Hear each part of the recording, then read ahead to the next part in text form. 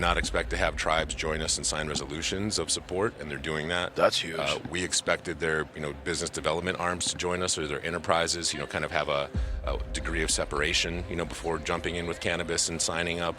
But they're standing shoulder to shoulder with us, and I think we're seeing that out of a necessity out of a state like Wisconsin, where we need that medicine.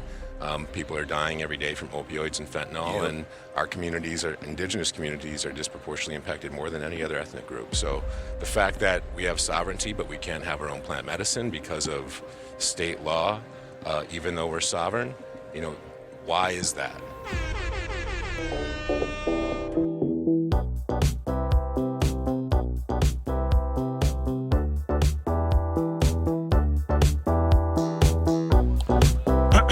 Back on Friday here at MJ BizCon 2023. Our producer is happy because last night we were. Well, go ahead. Oh, welcome to the award-winning MITA Unshackled. Yes. Congratulations. Now best podcast in the industry. Yes, actually it is. Yeah. Now we can say we have a 9-inch phallic award. Now it is pretty cool to be recognized. We provide a lot of information and educate the industry, the professionals, people who are interested in learning about the industry, about what's happening. I think we have like 500 or 600 podcasts out there where individuals like yourself have come forth to offer yourselves as experts, provide a little bit of information, and to meet the community out there. Dimitri Downing again with Max Uas from Dope SEO. So we're starting today with Wisconsin, and Wisconsin's, as we're going to see, there's very little going on, but Rob's going to go through that real quickly. And then you're going to meet these two gentlemen who are going to make themselves available as Wisconsin points of contact if you want to learn and stuff actually happens at momentum picks up in Wisconsin. But we're also going to talk about them and some of their pet projects and some things that they have going on. It turns out that one of them is an absolute expert on the nature of recycling packaging, which is a really big theme and important to discuss. So we're going to get into that, and we're also going to get into a little bit about indigenous cannabis and what's that about. But first, let's start. You guys want to introduce yourselves? Yep, my name is Jeff Lito. I'll put a little closer. My name is Jeff Lito. We own a flexible packaging facility outside of Milwaukee. Yeah. Awesome. My name is Rob Perro. I'm out of Cambridge, Wisconsin. I'm a hemp producer and a founder of a nonprofit. A hemp producer in Wisconsin. Yes, in Wisconsin. So why don't we start there? And I know there's not a lot to talk about with Wisconsin. So just give a quick, brief update about what's happening in Wisconsin. How is the legal cannabis market in Wisconsin? Yeah, it's a shit show. So, It sounds like Nebraska. Right. Hemp used to be the number one cash crop in Wisconsin until the 50s. So, this is a great farming state. I threw my hat in the ring in 2019, thinking that this would be kind of the phase to get into cannabis. Right.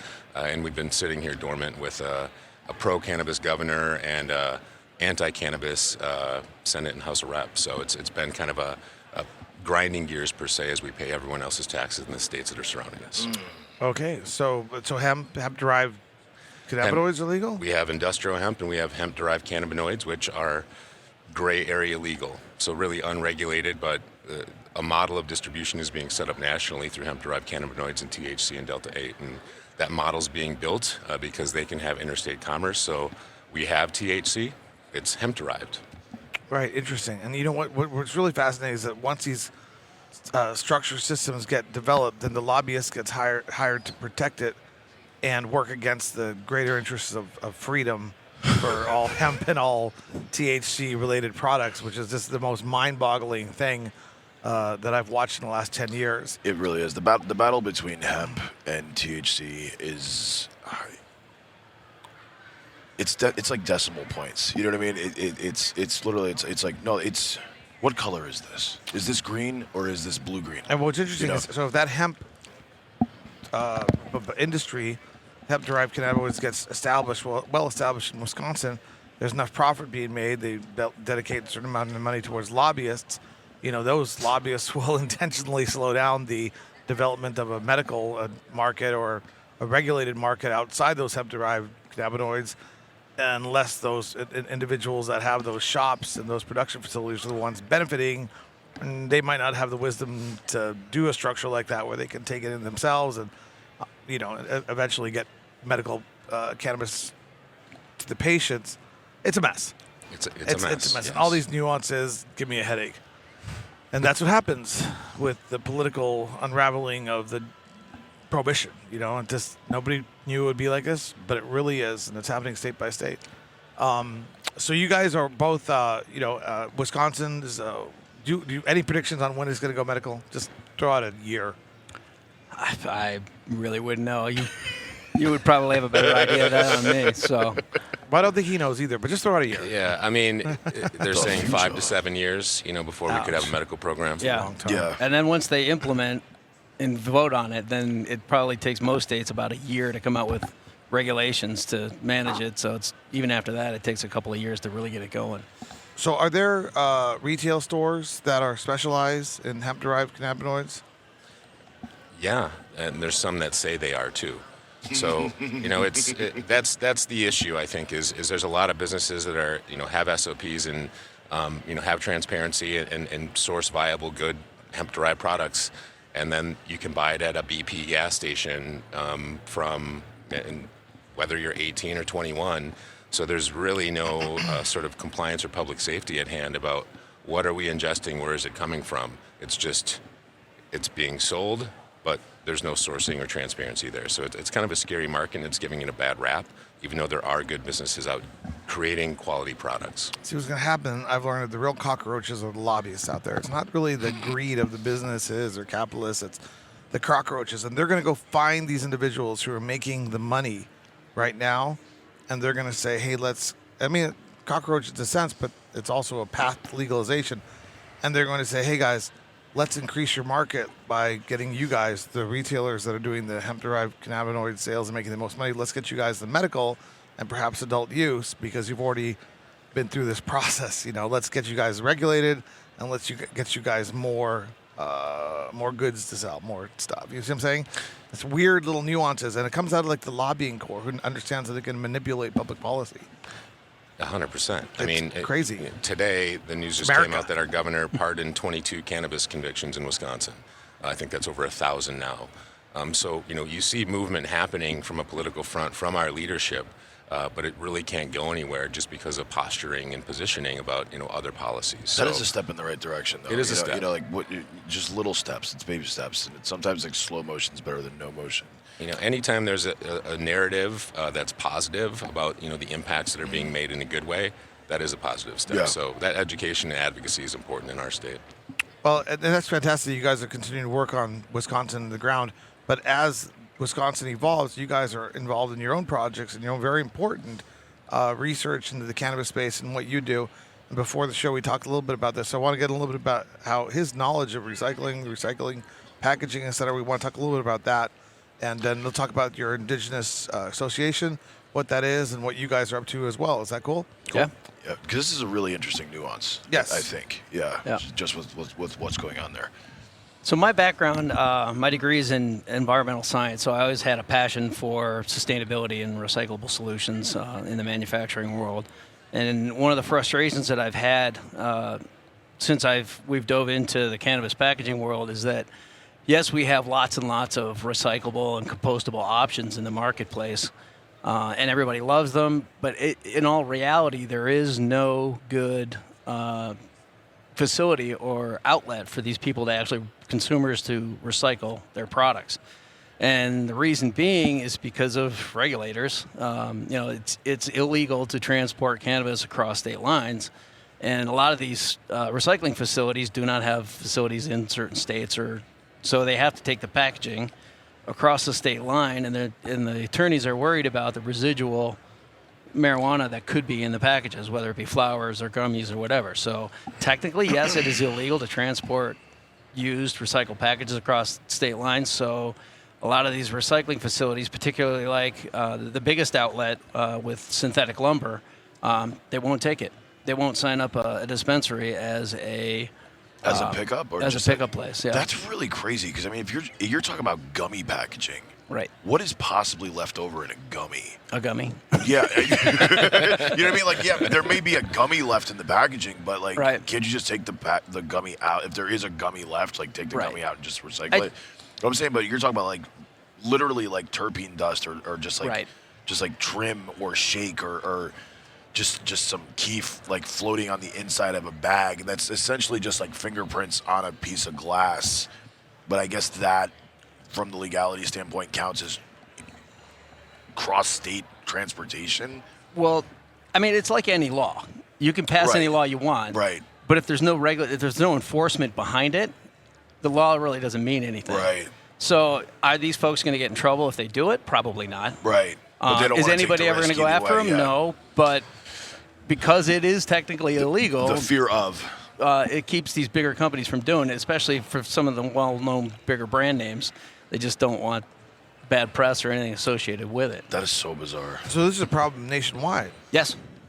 Yeah. Nationwide, but if you think about it, like how many people do, like, we do sustainable packaging? You know what I mean? We do recyclable packaging, not knowing that they can't recycle in the state that they're selling it to.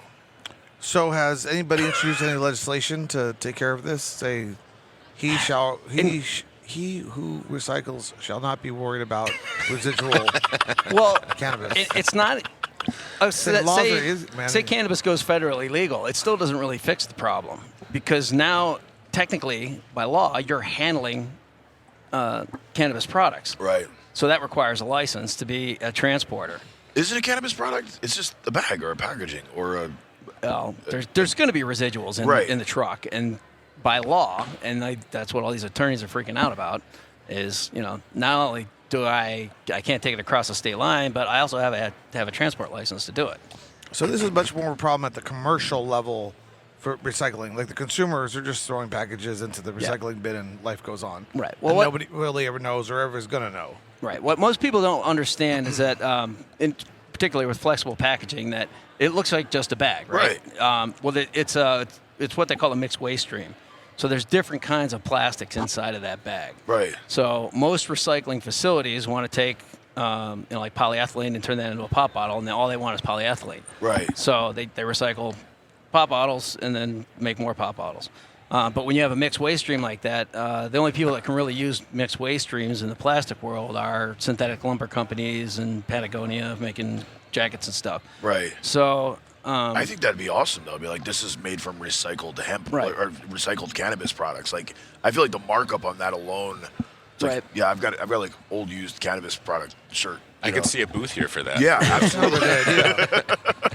See here, Rob's over here thinking all these wonderful ideas. Look what the white man has done to our land. Okay, I'm a Zapotec myself, so because yeah, most we bags, use like clay pots, we recycle everything. We used to. I'm just kidding. Since most bags are a mixed waste stream, we do have a recyclable option. Right. That's all polyethylene. The zipper is, the bag is, everything in it is. So technically, it is recyclable. Although there's no outlet for customers to do it. Like if you go and you buy just a bag of peanuts at the grocery store and put it in your recycling bin container at home, it will go in the landfill because it gets sorted out at the recycling facility because they know it's a mixed waste stream. So even just differentiating between this bag's a mixed waste stream and this one isn't, they don't have the capabilities to say this bagger is or isn't. So what's the solution? What needs to happen? Well, federal legalization would go a long way, and then once that happens, companies there's a company called How to Recycle. They're one of the biggest drop-off location recyclers in the country, and they're in grocery stores and stuff. We used to be a member because we thought that would be a great outlet for folks. But I've continually asked them over the last 4 or 5 months, have you just signed up any dispensaries? What's your position on this? And I've gotten crickets back. So, and it's primarily because of the transporting and licensing laws. Because they have to recycle residual out of state? Right. Or, wow. Yeah. So, or they just have no idea. But what once you're it goes talking about. federal, then they can get on board. And it's that email is too Thank you for confusing. contacting support. We will Too be in touch with you within scientific. 24 to 48 hours. We appreciate your Hey, business. boss, what do we do with this one? We just don't know. Bro, Yeah. just ignore it. He'll Yeah. stop emailing. Yeah. if you ignore it, maybe it'll go away. All right. Except for I haven't gone away. That is the solution. I like that one. If you ignore it, maybe it will just go away. That's it. Keep talking about it, right? I mean, that's all data. Like, this is all data that we need to understand so that Yeah, it's a fast inning. the voting population in Wisconsin understands like the crux of a business model that can't be effective. Yeah. Yeah. So That's crippling, though, in a sense. God, but what an opportunity.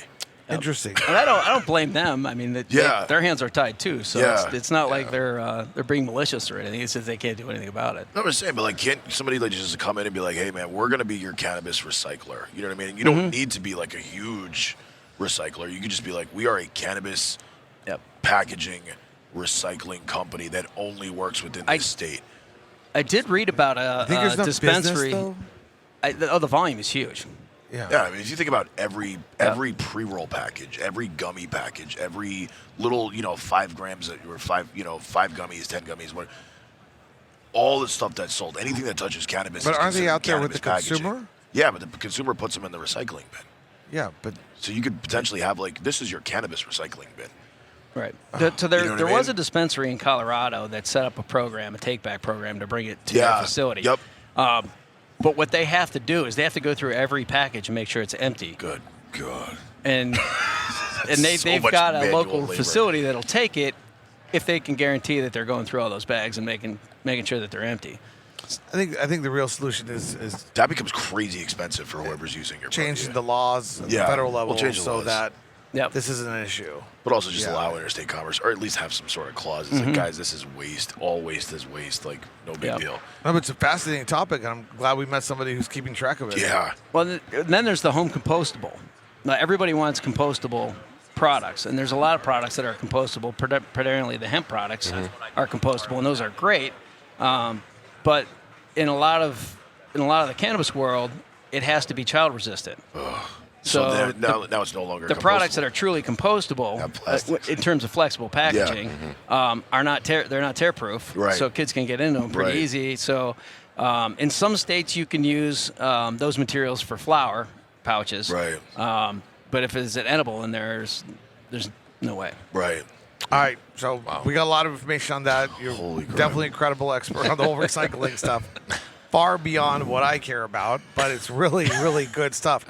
There's a lot of themes out there, and I'm just going to be honest with you. I don't even recycle my stuff at home, so I'm just going to be honest. I try to be careful about what I buy, It's a feel-good. In all reality, I'll be honest. Right. People want to say they're buying this product, and it makes them feel good because it's recycled. But in a different industry, we did a take-back program for banners. We were in digital printing for banners, and we were making Tyvek banners. So we would send them out a roll of material with bags in it that was prepaid that would actually send the banners that the consumer would send the bag back to Trex to get made into lumber. We gave away probably 2,000 bags, and we got 4 banners back. I was going to say, how many people actually ship them back? Yeah. Yeah.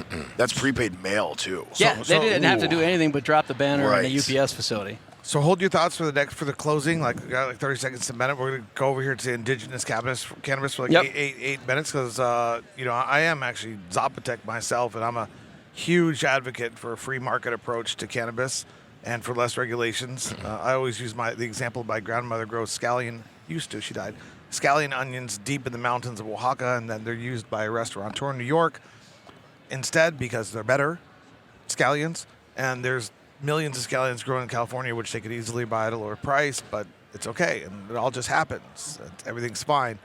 We're nowhere near that in cannabis, and we won't be for a long time.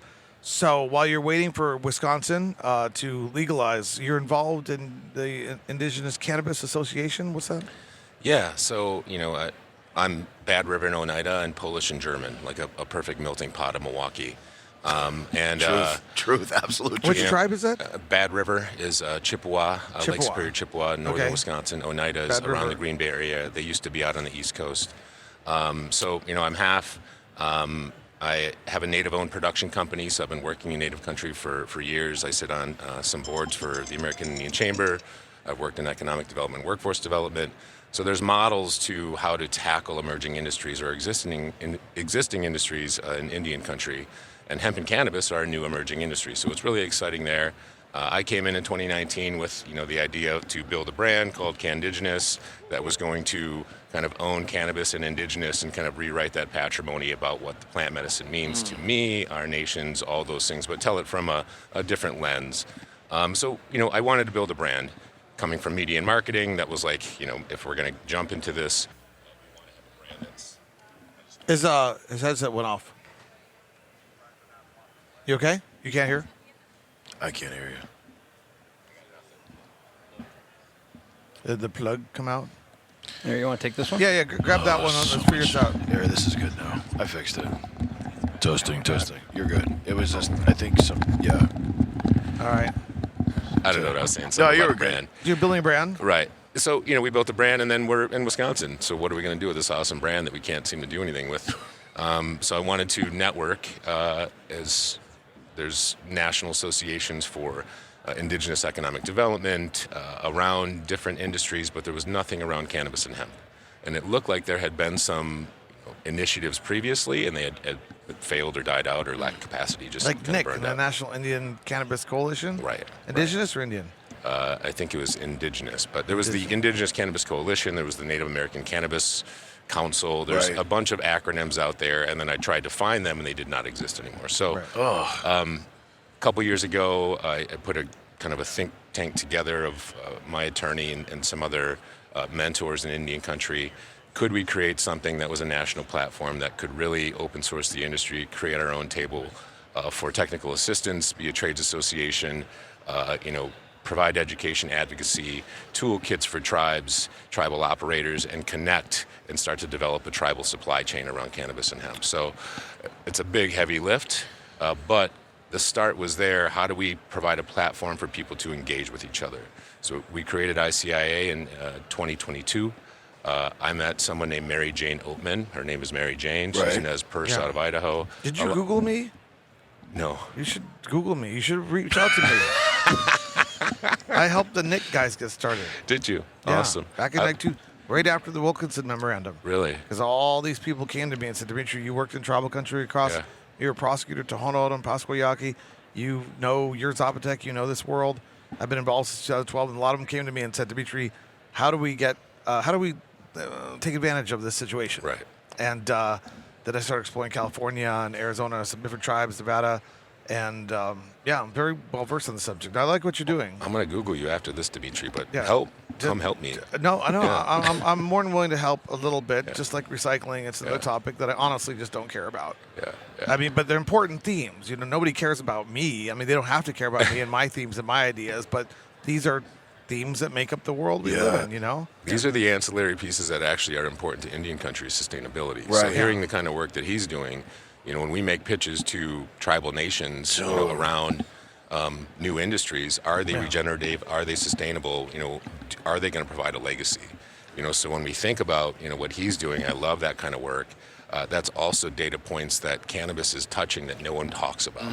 So They're important data points, too. 100%. And and so no disrespect. I don't care because I don't know. I no longer live in reality. Yes. I just don't care None taken. anymore. None taken. I'm like Jim Morrison. I've been spending time in the universal mind. I was turning keys. I'm setting people free. All that stuff. I want to get back into the universal mind. That's a lot more interesting than the world that we've created, especially in cannabis. The nonsense. I'm as guilty as anybody else. Like, everybody wants to recycle, but is there more opportunity for me to do it? Sure. Right. But it doesn't mean we stop fighting to be better. Tell us more. Yeah, so it was fast and furious. We started the association last year. We had a DC policy summit last November. We just had our second one. We're humbled and honored with sort of the arms have been wrapped around us from Indian country. We did not expect to have tribes join us and sign resolutions of support, and they're doing that. That's huge. We expected their business development arms to join us, or their enterprises, kind of have a degree of separation, before jumping in with cannabis and signing up.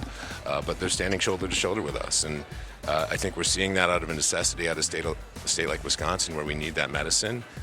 People are dying every day from opioids and fentanyl, and our indigenous communities are disproportionately impacted more than any other ethnic group. So the fact that we have sovereignty, but we can't have our own plant medicine because of state law, even though we're sovereign, why is that? So it's that problem solving that we want to get more heads in that room to figure out how we can move this forward. Yeah, I do care a little about the subject. I got an still interesting do. question. I Because still do. Technically, tribal land is its own land, right? Like, because I know I live in Texas, and when you cross the border into Oklahoma, like you're in tribal land. and basically like the U.S. laws no longer exist on tribal land. Different states. Different states, different things. So I'm curious like how that plays into transportation, recycling, distribution, growing, what you can grow and what you can't grow on quote unquote tribal land versus U.S. land. Yeah, so correct me if I'm wrong, because I'm also a total I mean it's idiot. all patchwork. It's all different. So Yeah, Wisconsin's a PL 280 state. Okay. So 10 of the tribes out of the 11 are subject to state jurisdiction. Okay. Because of lack of capacity, is what we would say. Like the tribes don't have every branch of government to be able to manage itself in a full sovereign nature, but we still have sovereign and self-determination to move on initiatives. But we lean on the state or award of the state for law enforcement, for all these other things. Okay. So, the idea of like you can go commit a crime on the reservation, no one will come get you.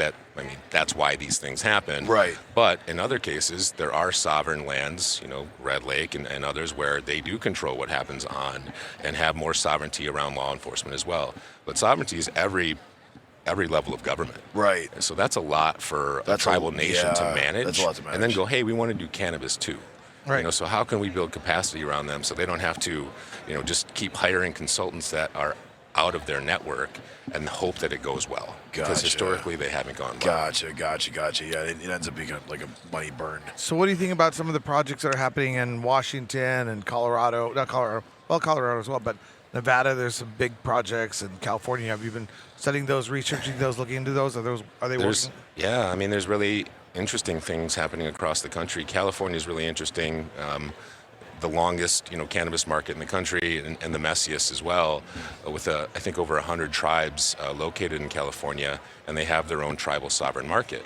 So if they want, they can have utilize their sovereignty, sell marijuana on their reservations at a discount. But if they want to go into the open market, they have to forfeit that sovereignty. So there's two markets in California right now. Same thing with Washington. There gets into these tribal compacts that are created. Yeah. You can do it on your, but what if you want to do it on? The sovereignty is an amorphous, ever kind of changing, fluid kind of concept. And I have always thought, I work for the Tohono O'odham Nation. It's the size of Connecticut, and I was a prosecutor there for the better part of 8 years. And I always wanted them to, drop their balls on the United States and just say, we're a freaking sovereign nation and we're going to be like really sovereign and take advantage of all the nuances of a totally sovereign nation. That was even before cannabis, but they could do that. But then there's all kinds of themes because there's a lot of federal dollars that come to tribes. And so that was a big theme in 14, 15, 16. I don't really know how it is now because I kind of abandoned that. Well, the Menominees were raided in 2016 in Wisconsin just for growing hemp. So Yeah. there is, still scars of repercussions. Yeah, and different states interact with their tribes in different ways. And I shouldn't even say their tribes because they shouldn't be their tribes. They interact with tribes within their tribes, area. Yeah, it's an absolutely fascinating area of law. Yeah. I spent a whole semester studying tribal law, and then that's how I ended up working with tribes. That's awesome. They kind of recruited me because I mean, that's the kind of help we need. We need legal backbone so that, ICIA can be a buffer for tribes to push the envelope for sovereignty, to see what they can and can't do or what they're willing to do, because there still is a lot of community support and education that has to happen. Our tribes are for the community. Right. We build wealth for the community. And when you get into ventures that don't do that, you're impacting your community negatively as well. So there's a lot at stake. With public safety being number one, and this being treated as a medicine, as a priority in Indian country, rather than this recreational thing. Right. But when you bring that aspect to it, and you think about tourism and recreation and casinos and consumption and all these opportunities that the tribes have with interstate commerce or intertribal commerce, because we don't see state lines, we don't see country lines, we're sovereign nations, and there are tribes activating in that space currently. And sovereignty also means that you don't have to talk about what you're doing. Truth. So what if tribals started doing recycling for cannabis products? Because I feel like that could actually be. That was actually one thing that was percolating in my mind is how could a tribe position itself to be. The problem is the federal laws. The problem is the state laws. The tribes couldn't suddenly enact those. No, but I'm saying, but they could do it on if the tribes are reservation. in the state, they could do the recycling. But still have to move around. It wouldn't cross state lines, though. You know what I mean? If they could process it and remove any residual and make it into a sellable product that somebody like Trex could use to make lumber, then you could move it across state line. You just need that processing facility that might be able to be done on tribal land.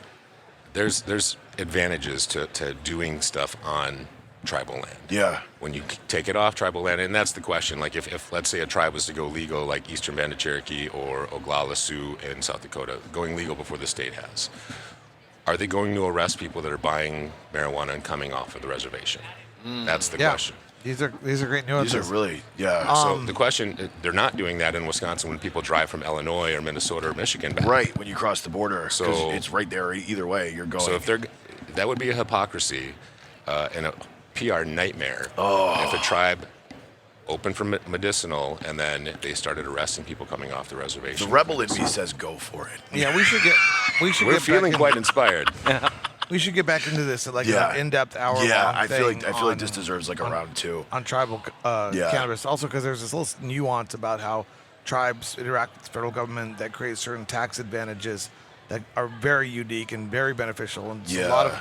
I have a lot of friends that come to me and talk to me about it, but I don't want to. All they want to do is come in and take advantage of tribes and the benefits that the tribes have. So I'm just, I don't know. The I walk anarchist in publicly me says traded fuck around and companies. find out, like, basically. I walked publicly traded companies into tribes in Arizona and California back in 2014, 15. That's what there was all this money being thrown around. And I'm like, we were going to turn the casino right outside of San Diego into a grow facility, the casino that La Posta.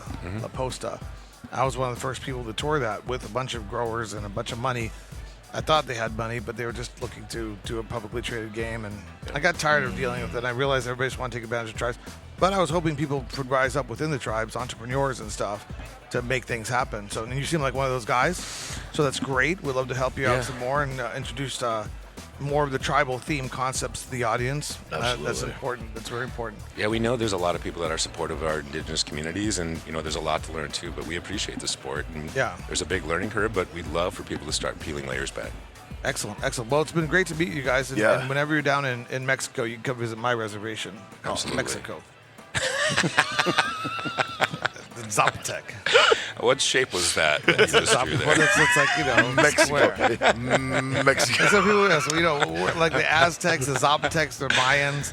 We love all of our brethren. We're all indigenous, man. From the wandering nomadic tribes of the United States of America. Oh my god, love it, guys. How does everybody get? Yes, in touch how with do people you get in guys? touch with you? Yeah, Eric's been yelling. At us. You can go to our website, nbiflexpack.com. That's probably the best way and easiest way to get our Do you want contact anybody info. contacting you personally, or you just sure. want them going? Yeah. How do they get in touch with you directly? Jeff.lito@nbi. That's that recycling stuff. Flexpack.com. It's going to be interesting to some people, I promise you. Just because I'm not a recycler myself. I'm really very interested in it. Like, I think recycling is. You have no idea how much money is put into marketing. It's a big marketing, it's a marketing big and universe. researching sustainable packaging. Like the push, the last year, like the push for sustainable packaging has been insane. Just Yeah. because of the waste. Because Oh, you yeah, think about they gotta every. go. All right, fine. All right. Anyway, We'll do it again later. go on, Rob. Rob Perro, indigenouscannabis.org. If you want more information on how to support the ICIA, we have a litany of events this next year. We'll actually be at